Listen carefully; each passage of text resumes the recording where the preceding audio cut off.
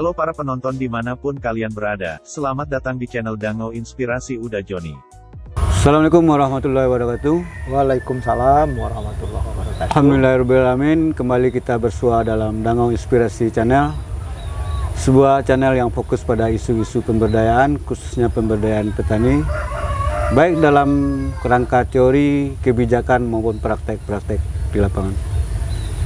Sobat-sobat pemberdayaan semua, kali ini kita akan mendiskusikan tentang strategi perlindungan tanaman yang mudah, murah, dan efektif. Untuk itu di hadapan kita semua sudah ada Bapak Dr. Yairwandi, dosen proteksi tanaman Fakultas Pertanian Universitas Andalas. Selamat sore. Selamat sore. Panggil Dawen, Bos. Ya. Dawen. Senang sekali bisa berjumpa dengan Dawen hari ini, berdiskusi kita tentang perlindungan tanaman yang mudah, murah, dan efektif. Sebagaimana kita ketahui, perlindungan tanaman kan bagian yang sangat penting dalam usaha pertanian, usaha budidaya. Dan kalau ini tidak dilakukan, pasti usaha pertanian sudah bisa kita pastikan mendapatkan kegagalan. Betul. Oleh sebab itu, tentu kita berharap petani-petani kita di Sumatera Barat khususnya mampu melakukan usaha-usaha perlindungan tanaman yang bisa mengatasi persoalan hama ini atau persoalan perlindungan. Tapi kan faktanya hari ini kan kita melihat belum seluruhnya usaha-usaha perlindungan tanaman itu bisa dilakukan secara baik oleh petani. Ini yang akan kita diskusikan. Nah, ya. Tentu sebagai yang banyak bergerak di perlindungan tanaman, Dawen melihat telah melihat realitas itu di tengah petani, dan ini yang ingin saya tanyakan, sejauh mana Dawen melihat atau realitas usaha perlindungan tanaman yang dilakukan petani hari ini seperti apa menurut Dawen? Apakah sudah optimal atau belum optimal atau masih jauh dari yang diharapkan? Ini silakan kabarkan dulu. Baik, terima kasih. Saya panggil Adinda Yos Ayang mungkin barangkali ya. Ada apa-apa. Baik, begini Adinda Yos, mungkin kita setback ke belakang dulu mungkin barangkali. Kalau kita lihat yang sekarang, bagi saya sebenarnya perlindungan tanaman itu sama dengan melindungi diri sendiri. Ya kan? Bagaimana kita mengelola diri kita sendiri, kalau kita bisa analogikan kehidupan kita, ya kan, di rumah tangga misalnya, ketika kita tidur, ya kan, ada nyamuk, ya kan. Kalau dulu ibu kita atau orang tua kita kan pasang kelambu, ya Pak, dicaplak. Kalau ada nyamuk dicaplak, gitu kan, ditepuk dengan tangan. Kalau nyamuknya banyak, mereka pasang kelambu untuk kita hidup. Pada saat itu sebenarnya orang tua kita itu sudah mengelola hama rumah tangga itu secara ramah lingkungan. Kenapa ramah lingkungan? Dengan pasang kelambu, ya kan, kita terhindar dari hama.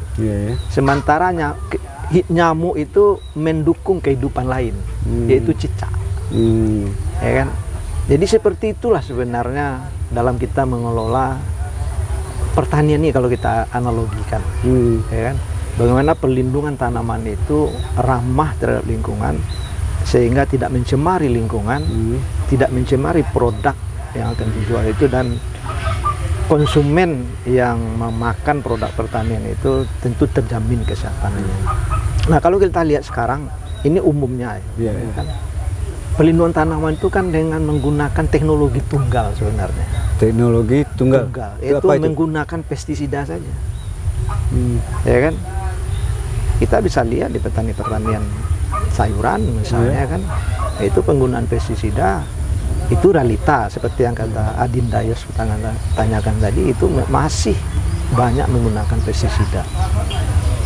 Nah, penggunaan pestisida itu secara teoritis tidak hanya pestisida yang kita semprotkan itu tidak hanya 50% jatuhnya ke tanah, ya kan. Nah, kemudian yang 50% jatuh ke tanah air itu kan dibawa oleh aliran air sampai ke sungai dan segala macam, itu kan mencemari. Nah, kemudian pestisida yang digunakan itu juga tidak hanya membunuh hama, tapi juga membunuh musuh alami. Nah, artinya apa? Penggunaan faktor tunggal itu mungkin awalnya sukses, tetapi lama-kelamaan itu justru tidak mendatangkan keuntungan petani, tetapi juga memberatkan petani. Kosnya? Iya, kos untuk usaha tani itu kan jadi meningkat. Kira-kira sekitar, kalau itu tergantung sekali, bisa 30-50% itu biaya perlindungan tanaman itu. Karena tidak hanya biaya pestisida yang tidak disubsidi sekarang ini oleh pemerintah. Kalau sekarang tidak ada subsidi lagi ya? Tidak ada subsidi lagi kan. Pasti akan menaikkan kosnya? Pasti naik kan harganya. Tetapi karena petani sudah kecanduan penggunaan pestisida, mau nggak mau, suka nggak suka, mereka akan mencari pestisida. Ada juga petani mungkin pengalaman ke lapangan di Dayos, ya? Ketika kita ke lapangan, padahal kita hanya pergi untuk melihat itu kan, petani datang, apa yang ditanyakan? Apa obatnya, Pak? Bukan ditanyakan bagaimana nih Pak masalahnya, bagaimana caranya yang lebih efektif seperti Adinda Yos tanyakan tadi itu. Tentunya tanya kita apa obatnya. Jadi saya melihat begitu ketergantungan petani terhadap pestisida. Kalau obatnya ini pasti asosiasinya ke pestisida. Kadang-kadang malah petani kita bertanya kepada penjual pestisida. Ya kan, apa obatnya masalah? Dia curhat lah namanya kan. Nah, pestisida pastilah bagaimana supaya dagangannya mereka laku kan. Dan celakanya lagi, petani tidak hanya menggunakan satu jenis pestisida, satu produk, tetapi menggunakan dua untuk digabung. Satu jenis untuk mengendalikan satu jenis hama. Kadang-kadang lucunya bahan aktif yang digunakan sama, merek dagangnya berbeda, tapi kadang-kadang petani kita kan nggak tahu. Artinya apa? Kan sudah 2 kali dosis, kalau dosisnya 1 liter per hektar misalnya kan, ditambah dengan 2 apa yang sama dengan dosis yang sama, itu kan sudah 2 kali dosis. Nah, ini kan sangat berbahaya. Nah, ini mungkin barangkali kondisi kondisi perlindungan tanaman kita saat ini. Nah, kembali kita ke bagaimana nenek moyang kita di dalam mengelola hidupnya. Seperti itu pula mereka dulu mengelola pertaniannya. Nenek moyang sudah mengajarkan sebenarnya. Sudah mengajarkan. Pak Isa masih ingat mungkin barangkali waktu, padahal orang tua kita itu sudah mengajarkan kita bagaimana proses-proses ekologi itu berjalan di kehidupan kita sehari-hari di rumah tangga. Saya ini sering saya panggil mahasiswa nyanyi cicak-cicak di dinding, diam-diam merayap, datang seekor nyamuk, lalu ditangkap. Artinya apa? Ada proses makan-memakan. Nyamuk sebagai hama rumah tangga, sedangkan cicak ini adalah predator. Ya kan? Makanya ibu kita tidak membunuh tidak menggunakan obat nyamuk pada zaman itu. Ya kan? Tetapi dia kalau nyamuknya cuma satu, dia ceplak dengan tangannya. Tapi ketika nyamuknya banyak, dia pasang kelambu. Ya, dengan dia pasang kelambu, kehidupan lain cicak bisa terus berlanjut dengan kehadiran nyamuk. Jadi dan anaknya, seperti itulah mereka juga analoginya ke sistem pertanian. Ya, mereka tahu persis bahwa di alam itu sebenarnya sudah ada, ya, sudah ada organisme lain yang mengatur populasi hama ini. Gitu. Nah, itu yang mereka kelola dengan baik, ya kan, sehingga biaya untuk biaya yang mereka keluarkan untuk usaha taninya bisa ditekan. Pada akhirnya nominal yang bisa mereka bawa pulang itu tentu lebih tinggi karena biaya lebih murah gitu. Nah, ini mungkin ke depan yang perlu kita kita sosialisasikan terus. Kalau teknologi Adinda ya, saya rasa petani sudah banyak tahu lah. Mereka hampir semua petani saya rasa sekarang ini sudah mendapatkan pelatihan-pelatihan. Ya. Seperti misalnya ada sekolah-sekolah lapang PHT, ya kan, sekolah lapang pertanian organik. Jadi saya cukup optimis sebenarnya bahwa pertanian kita ini ke depan mengarah ke revolusi pertanian gelombang ketiga, yaitu pertanian yang memanfaatkan sumber-sumber daya hayati yang sudah ada di petani sendiri. Jadi memang berarti kita sudah punya pengalaman, orang-orang tua kita sudah punya pengalaman mengembangkan sistem perlindungan tanaman yang ramah lingkungan. Cuman akhirnya kita sangat tergantung ya, petani sangat tergantung dengan pestisida. Nah ini mungkin merubah perilaku seperti itu memang tidak mudah, ya kan, tidak seperti kita mengembalikan telapak tangan. Nah ini perlu mungkin peran kita semua, ya kan, perguruan tinggi, kemudian stakeholder pertanian lah seluruhnya, bagaimana ini kita sosialisasikan bahwa sistem pengelolaan hama dengan teknologi tunggal dengan hanya menggunakan pestisida itu untuk masa depan pertanian itu kurang bagus. Jadi kita mengawali dengan perlindungan tanaman yang mudah, murah, dan efektif. Ya. Kembali ke pertanyaan saya, mungkin saya masuk dari sisi yang pertama itu yang efektifnya lah dulu. Ya. Tadi Dawen kan melihat bahwa soal perlindungan tanaman, orang dulu kita terbiasa dengan ramah lingkungan, tapi beralih ke sistem pestisida, dan tentu faktor yang paling membuat orang beralih itu tentu soal efektivitas nih. Ya. Nah, apakah kalau kita kembali lagi ke sistem yang lebih ramah lingkungan bisa efektif juga enggak perlindungan tanaman yang dilakukan? Menurut seperti apa ini? Seperti yang saya katakan tadi, memang merubah perilaku, merubah sistem pertanian yang sekarang saat ini itu yang memang mendukung kehidupan lama, itu memang tidak mudah. Tetapi kalau tidak kita mulai, ya kan, kalau petani juga tidak mulai, itu akan seperti ini terus. Suatu ketika nanti mungkin akan kolaps, ya kan, pertanian itu akan kolaps. Artinya apa? Kalau saya bilang di sini apa? Usaha tani itu tidak menguntungkan lagi. Kenapa? Karena biaya yang dikeluarkan untuk usaha tani itu sudah melebihi dari tidak mendatangkan keuntungan lagi. Nah, ketika itu terjadi, kan nggak ada artinya kita bertani. Ya. Padahal sebenarnya kalau kita mau, ya, merubah sistem pertanian, atau kata kerennya sekarang merekayasa agroekosistem itu sedemikian rupa kita kembalikan seperti bagaimana nenek moyang kita berusaha tani. Paling tidak kalau udah dimulai dengan mengurangi pestisida. Dengan mengurangi pestisida, paling tidak di situ musuh-musuh alami itu akan mulai. Ya, kita sediakan sumber daya yang dibutuhkan oleh musuh alami. Contohnya misalnya menanam tanaman berbunga misalnya. Nah, ini kan sumber-sumber daya yang dibutuhkan oleh musuh alami, sampai tempat musuh alami itu hidup ketika tanaman utama ini tidak ada atau disemprot dengan pestisida. Jadi dia ada tempat mengungsinya di situ. Ya.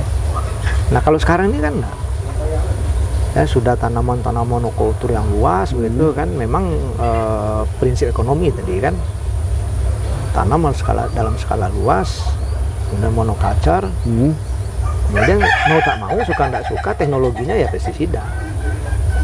Nah, bagaimana kita merubah cara-cara seperti itu dengan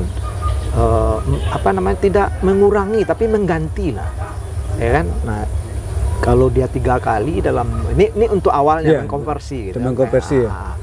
Kalau biasanya 3 kali seminggu ya menjadi 2 kali seminggu. Yang 1 kali lagi kita ganti dengan pestisida nabati misalnya, botani. Nah, teknologi ini kan sudah banyak petani tahun. Kemudian bahan-bahannya ada di sekitar petani, apalagi di Sumatera Barat. Itu masuk kategori mudah tadi. Mudah didapat. Teknologi menyiapkannya juga kalau mudah. Kita menggunakan teknologi yang ramah lingkungan itu sudah banyak tersedia ya. Sudah banyak tersedia sebenarnya. Kalau teknologi itu sebenarnya kan sudah ada. Tapi kadang-kadang kita kan tidak sabar, ya kan. Nah, kesabaran itu mungkin barangkali yang perlu. Kemudian memang kadang-kadang saya melihat teknologi, dari sisi teknologi pertanian itu sudah given sebenarnya, sudah banyak teknologi itu. Mungkin barangkali bagaimana merubah pola pikir masyarakat. Mindsetnya terlebih lagi. Kan kalau cerita tadi kan kita cerita bagaimana kita merekayasa ekologi itu sedemikian rupa. Itu titik masuknya. Jadi perlindungan tanaman tidak hanya pada saat ada serangan hama, tapi mulai dari. Nah, itu awal dalam berbudidaya, Iya. ekosistem juga masuk yang harus Iya. Kenapa? Karena sebenarnya yang perlu kita pahami itu adalah mengapa hama itu populasinya meningkat. Kalau dengan pestisida yang kita kendalikan kan gejala. Kalau gejala ya selesai, kemudian berikutnya datang lagi. Ya kan? Tapi yang perlu dicari kenapa hama ini populasi meningkat. Jadi penyebabnya yang harus kita kendalikan. Bisa Bukan gejala. digambarkan seperti apa nih? Nah, misal contohnya kenapa terjadi ledakan populasi hama? Apa yang kita lakukan sehingga populasi meningkat misalnya? Oh ternyata setelah kita teliti misalnya, oh musuh alaminya nggak ada. Kenapa musuh alaminya berkurang? Oh ternyata mungkin karena penyemprotan pestisida yang berlebihan. Nah ini yang harus kita kurangi. Ketika yang menunjuk adalah penyemprotan pestisida yang berlebihan, kita kurangi penggunaan pestisida. Nah, ini saya contohkan satu kejadian. Sekarang kan banyak serangan hama tikus di petani. Saya kemarin dari kampung melihat banyak tanaman padi yang terserang hama tikus. Nah, kalau kita kaji secara mindset awal tadi, mulai dari proses budidaya itu seperti apa ini? Bisa kita lakukan mulai dari perubahan ekosistem, seperti apa bisa digambarkan? Misalnya, kalau itu serangan hama tikus misalnya. Nah, ini itu yang saya kembalikan ya kan. Kadang-kadang, nah ada, saya nggak tahu deh, apakah ini mitos atau apa. Tapi mudah-mudahan ya. Ketika kita, oh tikus biasa, nyoko apa namanya, oh siklus 5 tahun sekali gitu. Nah, nanti aman lagi kan seperti itu. Sebenarnya kan tidak seperti itu. Kenapa? Ketika sebelumnya hama tikus tidak ada, kenapa sekarang itu yang saya katakan. Dari penyebabnya harus kita cari. Tadi seperti itu apa? Itu ada tadi kenapa dia meningkat populasi tikus. Kan itu kita cari itu. Adindayas. Harus kita cari penyebabnya. Nah, ketika penyebabnya kita sudah tahu, itu yang kita kendalikan. Bukan populasi tikusnya. Kalau populasi tikusnya balik lagi ke pestisida. Ya kan? Tentu menurunkan populasi ya pestisida dalam waktu cepat. Nah, kira-kira apa tuh kalau kita contohkan secara ekosistem apa yang berubah sebenarnya ketika menyebabkan? Nah, kalau secara ekosistem tentu ada atau ada kehilangan musuh alaminya juga. Bisa jadi kehilangan musuh alaminya, kemudian ada misalnya tempat-tempat dia bersarang itu tersedia, kan begitu. Populasi itu meningkat apabila tempat dia bersarang, tempat dia kawin, makanan cukup. Maka dia akan menunjukkan kinerja biologinya namanya itu, ya kan? Keperidiannya akan meningkat, maka populasinya akan meningkat dengan cepat. Berarti secara ekosistem, secara ekologi kan itu, ya kan? Apa faktor-faktor yang meningkatkan populasi? Yang pertama, lingkungannya sesuai. Yang kedua, tersedia makanan yang cukup. Musuh alami. Kemudian tidak ada musuh alami. Kalau tikus musuh alaminya kan ular sawah ya. Nah, kadang-kadang orang banyak nggak tahu. Asal ketemu ular, bunuh kan. Penggunaan pestisida mungkin juga bisa membunuh. Penggunaan pestisida yang berlebihan pada musim tanam sebelumnya. Bisa saja dia bukan nanam padi misalkan, tapi nanam tanaman lain dengan menggunakan pestisida yang banyak. Seperti itu. Atau makanan, ketersediaan makanan makan alternatif dari ular nggak ada, atau musuh alami tikus nggak ada. Akhirnya populasi musuh alami kan berkurang, sehingga faktor-faktor pembatas dari pertumbuhan populasi hama lah secara keseluruhan itu tidak tersedia gitu. Tetapi justru yang tersedia itu adalah faktor-faktor yang meningkatkan populasi. Jadi saya selalu katakan di dalam pengelolaan hama itu jangan kendalikan gejala, tapi kendalikanlah penyebab kenapa populasi itu meningkat. Nah, ketika itu kita mulai, maka mau tak mau itu kita akan melakukan rekayasa, melakukan modifikasi, melakukan manipulasi dari ekosistem kita itu. Sehingga, jadi kuncinya memang di agroekosistemnya yang dulu. Ekosistemnya itu yang harus kita bangun lagi ya. Kalau masalah hama sebenarnya masalah ekologi ya, Dindayos. Ya kan? Masalah ekologi, masalah hama itu. Kenapa populasi hama meningkat? Kenapa populasi musuh alami turun? Apa yang salah dalam ekologi ini, ya kan? Tapi kalau kita hanya melihat, ya udahlah, kalau ingin menggampangkan masalah hama, udahlah beli pestisida kemudian semprot, ya kan? Itu kan penyelesaian sesaat. Jadi Untuk jangka panjang itu belum tentu. Jadi ke depan itu untuk perlindungan tanaman harus didorong untuk bagaimana membenahi ekosistemnya Nah, awalnya. bagaimana ekosistem itu kita Jadi mulai penyuluh- memodifikasi ekosistem. Banyak contoh-contoh sebenarnya di YouTube sekarang ini kan media sosial itu luar biasa banyaknya yang bisa kita lihat, ya kan, teknologi pengelolaan itu sebenarnya. Makanya saya katakan teknologi pengelolaan hama itu sebenarnya sudah given, sebenarnya sudah tersedia dengan globalisasi informasi sekarang ini. Ya, Kan? soal pengetahuan banyak. Oh, banyak. Banyak sekarang. Iya, banyak sekali. Kita searching di YouTube. Kadang-kadang kalah kita sama petani, kadang apalagi ya dia Tapi kan misalnya persoalannya gini juga, walaupun ini kan teknologi banyak, informasi banyak, tapi kadang-kadang kan kita kan terlalu banyak informasi, kita kebingungan juga untuk mendapatkan bagaimana cara penanggulangan atau ekosistem mana yang terbaik itu. Nah, itu pengendalian hama ini seperti apa yang harus kita lakukan dengan berbagai informasi teknologi yang makanya ada. itu semua komponen pertanian ini atau stakeholder pertanian ini harus bersama-sama bekerja sama. Nah, ujung tombak kita di lapangan kan penyuluh. Dulu ya. Nah, penyuluh inilah mungkin barangkali membantu petani, Iya. memberikan arahan ke petani, ya kan, karena mereka yang punya pendidikan, mereka dilatih. Nanti itu petani kalau cuma melihat YouTube dan belajar dari itu kan kadang-kadang ada miss pemahaman gitu ya. Nah, inilah peranan penyuluh kita. Saya melihat seperti itu. Nah, sosialisasi ini harus kita perbanyak. Termasuk juga untuk mendorong supaya bagaimana petani ini untuk menggunakan pengelolaan hama itu yang ramah lingkungan, yang murah, mudah, dan efektif itu konsumen sendiri. Maksudnya? Nah, begini, jadi ketika konsumen kita berikan advice, Ya. kita suluhkan bahwa Edukasi ya. kita edukasi bahwa sebenarnya penyakit-penyakit yang kanker dan segala macam itu kan dari makanan. Iya. Ya. Makanan apa yang kita makan? Pasti karena Nah, salah satunya mungkin salah karena satunya penggunaan pestisida. Penggunaan pestisida terbesar ya di sayuran.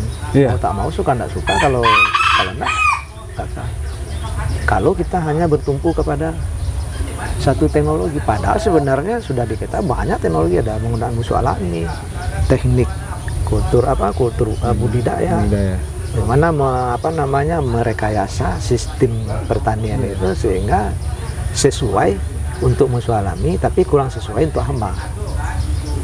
Penggunaan pengendalian yang langsung pada hamanya atau yang ngejalanin memang hanya untuk yang Pestisida. terakhir aja gitu Iya, ya. jadi pestisida seperti senjata terakhir. Kan itu yang diajarkan di PHT.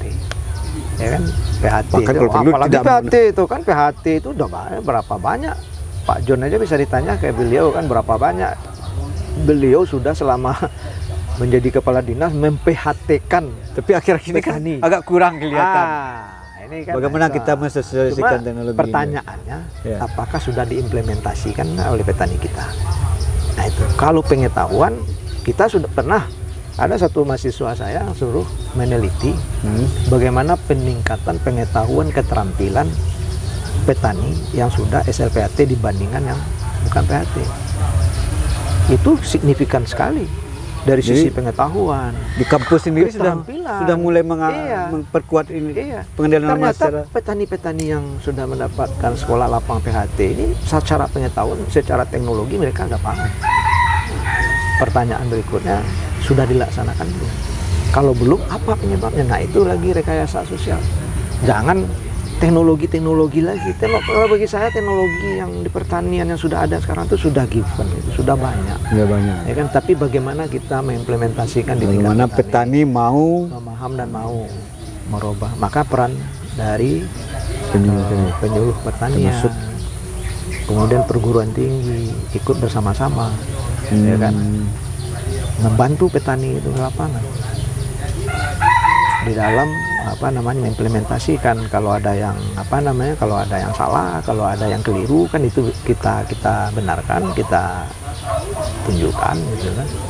Jadi memang Karena mau apa? apa ya? Iya, karena apa? Karena teknologi yang mudah murah itu kan sudah tersedia. Nah, contoh mudah saja kan. Kalau apa pasti saya, mudah.